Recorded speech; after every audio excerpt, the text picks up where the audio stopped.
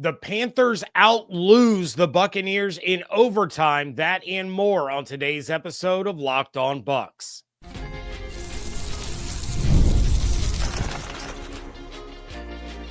You are Locked On Buccaneers, your daily Tampa Bay Buccaneers podcast. Part of the Locked On Podcast Network, your team every day. What's up, and welcome into this live post-game reaction episode of Locked On Bucs, your daily podcast covering the Tampa Bay Buccaneers, part of the Locked On Podcast Network, your team every day. I want to thank you for making Locked On Bucs your first listen review every day. Don't forget you can subscribe or follow for free on YouTube or wherever you get your podcasts. And, of course, you can follow along on Twitter. I am James Yarcho at JYarcho_Bucs. The show is at Locked On Bucs, and we are here with you every Monday through Friday, along with the everydayers. And for that, I want to share my appreciation for your continued support of the show. One of the ways you can support the show is become a Locked On Bucs insider. You're going to get news, rumors, updates, general thoughts, one-on-one conversations with me via text message. Go to joinsubtext.com/LockedOnBucs or click the link in the show notes to become an insider today. Today's episode is brought to you by Game Time. Download the Game Time app, create an account, use code LOCKEDONNFL for $20 off your first purchase. Biggest takeaways and game balls coming up in a little bit, but let's start with the biggest moment in this game. This is an easy one. In a game that was this ugly, this sloppy, this level of incompetence, it was easy to see the things that were done well or perfectly because they stand out that much more. So the biggest moment in this game goes to Anthony Nelson and the strip of Chuba Hubbard in overtime. Adam Thielen made one of the best catches I have seen this season, and it set the Panthers up in field goal range in overtime. All they needed was a field goal to win because the Bucs missed a field goal on their opening possession. And of course, Pinheiro had already missed two from over 40 yards. So Dave Canales went the conservative route, try to pick up some extra yards so that the Panthers could win the game on a field goal attempt. And instead, Anthony Nelson rips the ball out of Hubbard's hands, and Yaya Diaby was there to make the recovery. The Bucs then go 59 yards on 5 plays, thanks to a 21-yard pass to Evans and a 38-yard run by Rashad to set the Bucs up with first and goal from the 10. Baker takes a knee to make sure that the ball gets into the middle of the field, and McLaughlin got his redemption for that missed field goal to open overtime, and he wins the game. Look, I am not going to bag on the defense too much in this game. They actually played relatively well considering the circumstances. They came into this game without Tyke Smith, Jordan Whitehead, and Joe Tryon-Shoyinka. They proceeded to lose Mike Edwards and KJ Britt during the game. They bent, but they didn't break for most of the afternoon. Pinheiro helped with his 2 missed field goals, but there were a lot of times that the defense settled in and tightened up in the red zone, similar to what we saw against the Detroit Lions, and they held the Panthers to field goal attempts rather than allowing touchdowns. Now, of course, there was the touchdown that Adam Thielen had earlier in the game that was ruled incomplete. I don't think it should have been. I thought it was a touchdown. I thought he secured the ball with a knee and an elbow in bounds. But overall, this game was officiated terribly. You had a blatant face mask on the play where Baker was injured, a blatant block in the back against Kansas on a big play by the Panthers offense, numerous holds that went uncalled. So we can chalk that Thielen incompletion up as a make good from the officiating crew because this was a bad officiating crew running this game, and it played a part in what happened. But I will also say that it played an equal role for both teams. It was kind of lopsided in the first half, not as lopsided by the time we got to the end of the game. But given what the defense was dealing with, they gave up a lot of yards, 367 total, but they did a decent job. In the second half, the Panthers went 3 for 7 on third down, 1 for 1 in overtime, but that third down conversion is what led to that biggest moment and that strip of Chuba Hubbard. There were numerous instances where I thought this game was over. I texted it to the insiders on a couple of occasions, and the defense actually continued to keep the Bucs in it for a large stretch until the offense woke up thanks to Bucky Irving. And, when they took an improbable 17-16 lead in the fourth quarter, then followed that possession up with a field goal before marching 36 yards in 30 seconds to tie things up at the end of regulation. So a team that had just 2 scoring drives in the first 3 quarters managed to score on every possession in the final quarter. I was ready to go nuclear on this team before they found a way to come back. And I haven't completely eased off some of the stances that I was going to take. I'll talk more about that coming up in a little bit, and I'll talk even more about it tomorrow. But I did certainly mellow on some of the things that I was going to say. We'll see how I feel tomorrow after sleeping on it. And even the win did not change my mind on a couple of things, but this game was all about execution. I talked on Thursday and Friday shows about not beating yourselves, not making stupid mistakes and taking stupid penalties to keep giving the Panthers chances. And what did they do? 7 penalties for 54 yards, 2 interceptions by Baker Mayfield, numerous bad snaps from Graham Barton, his worst game as a NFL starter, a bad snap in overtime on McLaughlin's first kick that he missed from, I believe it was 55 yards out, losing contain over and over, terrible blocking by the offensive line for the first 3 quarters. These were all preventable mistakes. Most of these were mental mistakes that did not need to happen. All self-inflicted wounds that nearly cost this team the game and their shot at the postseason. Credit to the leaders on this team. That includes the coaches. I know a lot of you in the chat are not happy about the coaching. I'm not thrilled about it either, but credit to the leaders and the coaches for getting things right when it mattered the most. That doesn't mean that all these mistakes are forgiven or even forgivable, but it does go back to what I said a few weeks ago about this team never quitting or giving up when they're down, no matter the circumstances. That speaks volumes about the leadership that they have in the coaching staff and on the field and in the huddle. You go back a couple of years ago, not that long ago, where a game like this, the Bucs would have rolled over and lost. They did not quit. They won't quit on their teammates. They won't quit on Todd Bowles. They won't quit on Liam Cohen. And that means something. Nothing went right, and they still found a way to get the job done. The running game was not working. So what did Liam Cohen do? He ran the ball down their throats on the fourth quarter touchdown drive where Bucky had 61 of the 69 yards on that drive. It took guts. It took some faith, but ultimately the Bucs got the job done.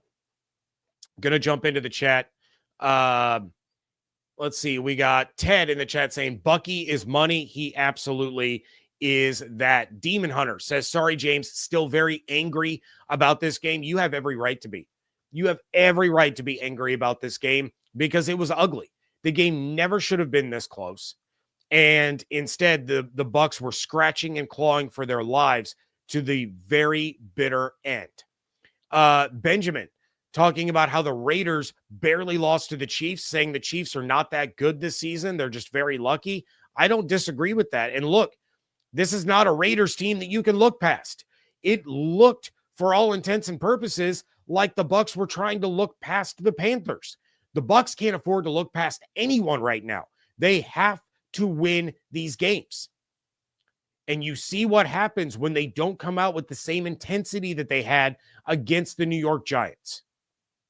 They fall flat, they fall behind, mistakes creep in, and then it was down to the very bitter end. Let's see. We got Corey. Finding a way to win despite more injuries is a success. The Bucs are playing gritty football. Hopefully, with a little luck and getting healthy, they can make a push for the playoffs. Sometimes it's better to be lucky than good, right? And those injuries absolutely play a role. And they suffered more. We talked last week about how lucky the Bucs were that they signed Mike Edwards, and then Jordan Whitehead goes down. Well, Now they lose Mike Edwards. We're going to have to wait and find out if he's going to be out next week. But you're missing Tyke Smith, who was a big part of this defense when they were on a roll. He was playing extremely good football. Losing him hurts a lot. It changed everything that they were able to do. Now you lose Edwards. You saw Tavier Thomas out there. You saw Izzian all over the place. The injuries do play a role, but they don't tell the whole story. And I'm going to talk about that with my biggest takeaway coming up next on today's episode of Locked On Bucs, part of the Locked On Podcast Network, your team every day. Hey, Locked On Bucs fans, I know you're like me and your holiday shopping list is, let's just say, far from complete. Well, if that's the case, I've got the perfect gift for the passionate sports fans in your life. Perhaps you've heard of Ice Shaker. Ice Shaker is now officially licensed with the NFL, NHL, NBA, NCAA, and MLB and will make the ideal gift. Created by and used by the Gronkowski brothers, Ice Shakers has sold over 1 million bottles.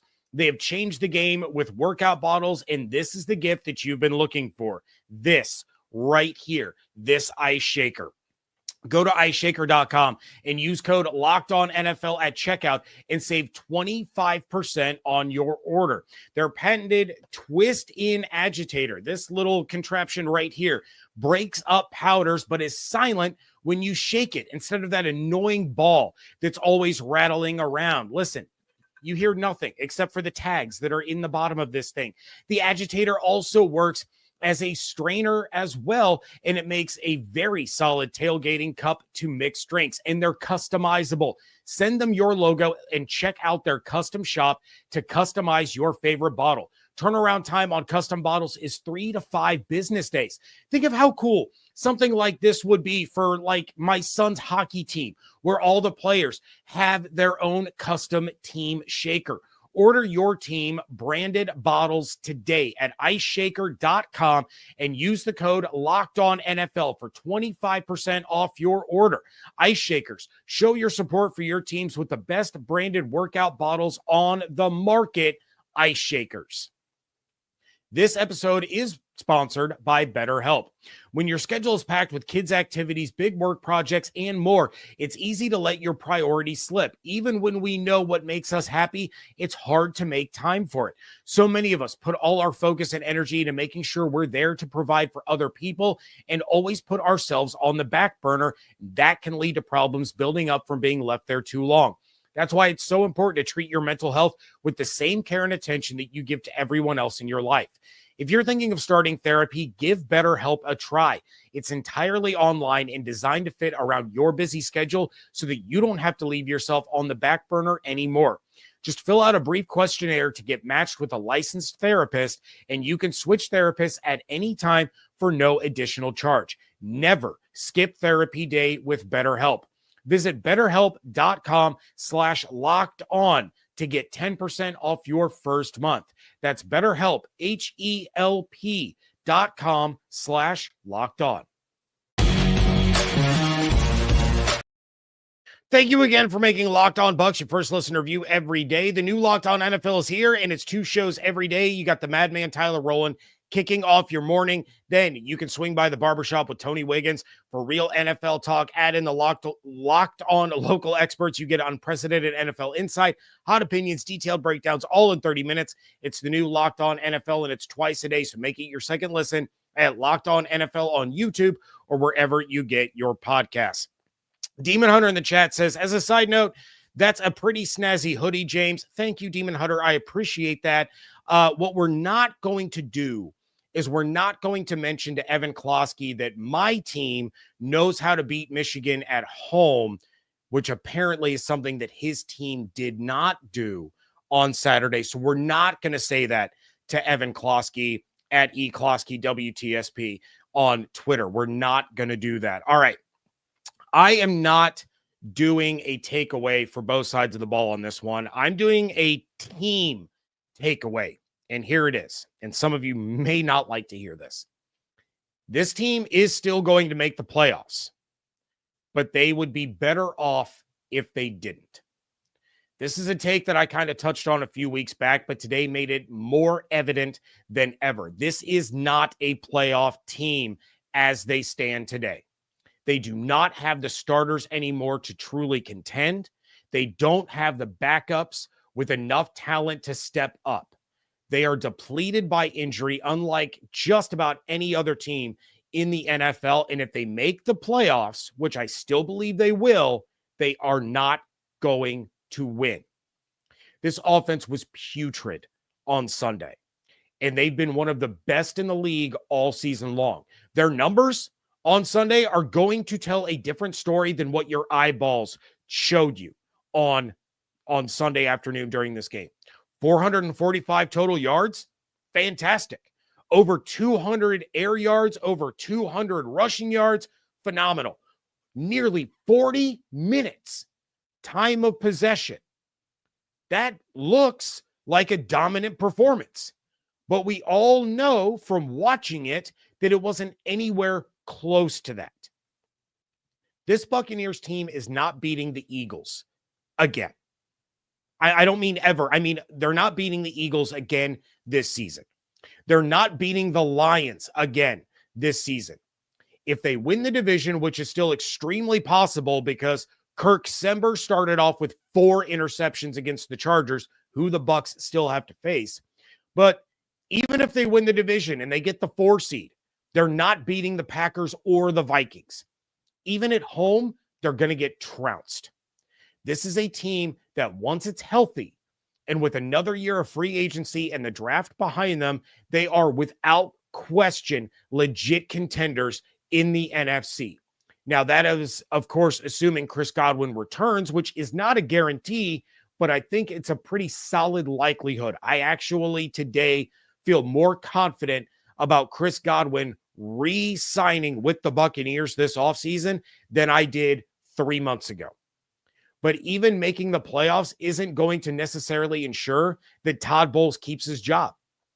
So if Todd Bowles stays, his defense, even when healthy, is becoming predictable and beatable. That also would run the risk of Liam Cohen leaving for a head coaching job. He's already being talked about as a leading contender for the Chicago Bears job. And we've talked about that a lot, especially during the bye week. So let's just say that the Bucs get in and lose in the first round of the playoffs. I still think Todd Bowles is gone. A playoff berth does not save his job. This is the same franchise that fired Tony Dungy after numerous playoff appearances. It's not going to stop them from doing it again when the job isn't getting done. So now you would have the same offense with Liam Cohen, which is top 5 in the league, and a new defensive system and play caller with healthy pieces and more additions. Edge, corner, inside linebacker, whether that's via draft or free agency, and that can make a world of difference. The cold, hard truth about it is the Bucs are not a playoff team. David Harrison used to say on this show all the time, there are playoff teams and teams that make the playoffs, and he's 100% right. The Bucs, no matter how they get in, whether it's the division or if they catch the Commanders and get in as a wild card, they are not a playoff team. They are a team that's going to make the playoffs. Yes, in a division game, records should be thrown out the window. I just mentioned the Raiders and Chiefs because someone brought it up in the chat. The Chiefs, while they are a lucky team this year, they still have a great defense. They should have blown the doors off of the Las Vegas Raiders, and they barely won. You had the Browns just win a big divisional matchup last week. When you have a division game where the head coach of one team was the coordinator for the head coach of the other team, it adds another layer of difficulty. Then, when you have the other 2 coordinators of those 2 teams that are facing off, having been on the same staff before, it adds yet another layer of difficulty to the matchup. But this game showed exactly why the Bucs aren't long for the postseason and why Bowles' seat is still hot. Now, I know I have said that all you need is a ticket to the dance and then anything can happen. I also know that I said it's not always the best team that wins the Super Bowl. It's the team playing the best at the time. And I'm sure some of you are going to throw that in my face in the chat or in the comment section or on Twitter or whatever. And that's fine. Those are things that I've said. And you could easily argue that if the Bucs do exactly what they should do and win 6 out of their last 7 after the bye week, that would make them one of the teams playing the best at the time, right? Conventional wisdom says if you win 6 out of 7 games, you're one of the hottest teams in football. But would you consider this win something that would be in the category of the Buccaneers playing their best at the right time? Would you consider this win a marquee victory, a galvanizing win? They face this team again in 4 weeks, right after Christmas. Are you feeling super confident about that game? I'm not. And look, again, injuries are not an excuse, but they are a piece of the puzzle. We don't know the extent of Mike Edwards' injury. We don't know the extent, for that matter, of Baker Mayfield's injury when he left the locker room in a boot. Those are going to play factors. The Bucs had a pretty bad losing streak against some bad teams last year after Baker Mayfield got his ankle injured against the Indianapolis Colts. Or no, I'm sorry, it was against the New Orleans Saints. And then it got aggravated against the Indianapolis Colts. Baker played real bad football after that happened. It's going to take a lot, and I mean a lot, for me to come off of this stance. Yes, fans, the players, the team, the people working in the building, they want to be in the playoffs. They want that opportunity. They want to make it for the 5th consecutive season, and that would be awesome. But for the long-term success of this team, and for the betterment of the Buccaneers as a franchise moving forward into 2025, 2026, they are hurting themselves if they wind up in the postseason. Disagree with me all you want. That's perfectly fine. I ask that you do it respectfully, but that is my stance. The Bucs are only hurting themselves getting into the playoffs and losing and dropping about 6 or 7 spots in the draft. We'll see if I eat crow. I hope that I do, and I hope all of you hold me accountable if I do. But that is where things stand right now as far as my view of this team. Game balls are being handed out for the 2nd week in a row. Start dropping your game balls in the live chat. That is coming up next on today's episode of Locked On Bucs. Get ready to tackle the NFL action with FanDuel, America's #1 sportsbook, because right now, new customers can bet $5 and get $150 in bonus bets if you win. The FanDuel Sportsbook app gives you everything you need to place live bets on the NFL all in one place. So when you get a hunch in the middle of a game, you can check out the latest stats, view live play-by-play, and so much more on the same page where you place your bets. The Buccaneers are early 7-point home favorites against the Las Vegas Raiders with an over-under of 44.5. They've also closed the NFC South gap even more, with the Falcons still being the favorite at -145, but the Bucs right behind at +120. Visit FanDuel.com to join today, and you'll get started with $150 in bonus bets if you win your first $5 bet. That's FanDuel.com. Never waste a hunch and make every moment more with FanDuel, official sportsbook partner of the NFL. You all know how much I love going to live events, concerts, sporting events. I'm constantly talking on the show about a concert or a game I'm getting ready to go see. And the first place I'm checking out when I look for tickets is Game Time. I've already used Game Time to pick up a nice little holiday surprise or two for some family members to open up on Christmas. And Game Time has a new feature called Game Time Picks that made getting those tickets for those live events even easier. Game Time Picks filters out the fluff to show you only incredible deals on great seats so you don't waste time searching through thousands of tickets. Then I flip on that all-in pricing toggle switch so I know exactly what I'm going to spend, and there's no surprises when I get to checkout. If you want to go check out next week's Buccaneers-Raiders game, you can get tickets for starting at under Take the guesswork out of buying tickets with Game Time. Download the Game Time app, create an account, use code LOCKEDONNFL for $20 off your first purchase. Terms apply. Again, create an account, redeem code LOCKEDONNFL for $20 off. Download Game Time today. What time is it? Game time. Wrapping things up here on a post-game live reaction episode of Locked On Bucs. Real quick, Demon Hunter in the chat says, hypothetically speaking, James, if we do miss the playoffs and get a decent pick, who would you pick and why?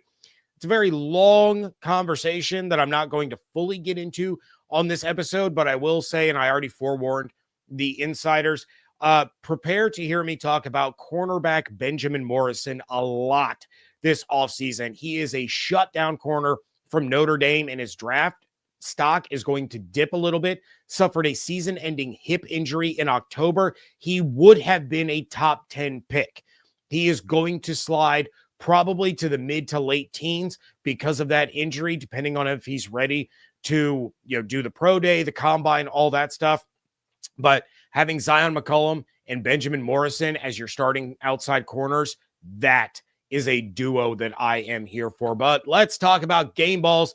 Game ball number one, as if there was any doubt at all, it's Bucky Irving. I told you on Friday, Bucky was going to have his first career 100-yard game, and he finished with 152 on 25 carries, a career high in both categories, averaged 6.1 yards per carry, added another 33 yards on 3 receptions, got his 7th touchdown of the season, which leads all rookie running backs in the NFL.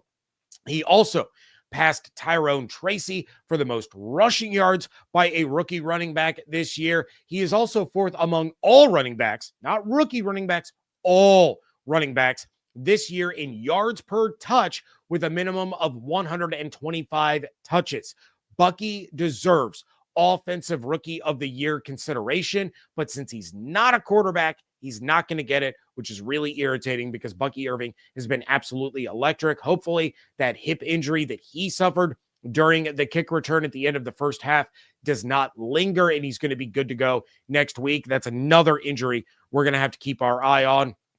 Game ball number 2, the top defensive performer, I'm giving it to Anthony Nelson. 6 tackles, which was tied for second on the team, had a couple of solid pressures, had a quarterback hit, but he had the game-saving play when things mattered the most.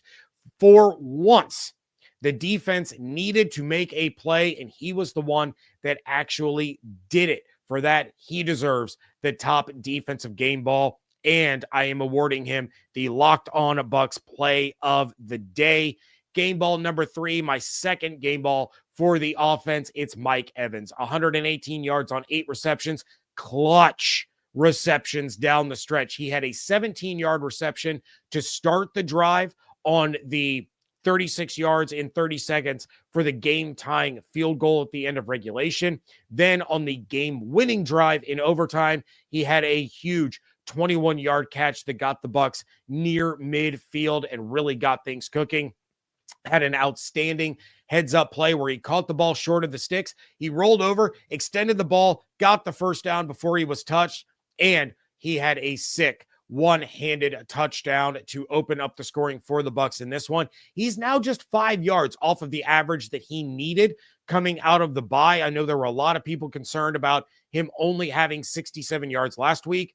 Finishing with 118 here gives him 185 receiving yards over the last 2 weeks.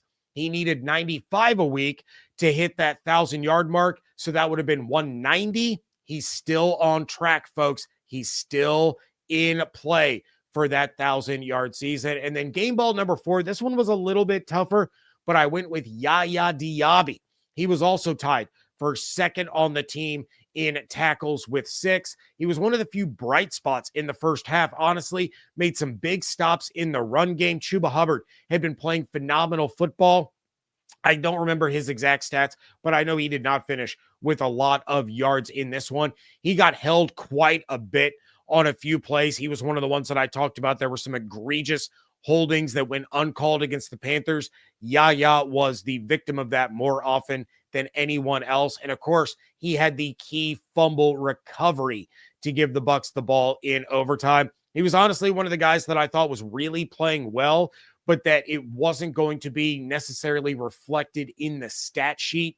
The stats weren't going to tell the whole story, but I really liked what I saw out of Yaya Diaby in this one. Let's see who you guys are giving the game balls to. We got Paul, aka OG Baker Bro. He says Bucky and Edwards. We got Randy that says Bucky game ball. Narav says Bucky, Bucky, Bucky.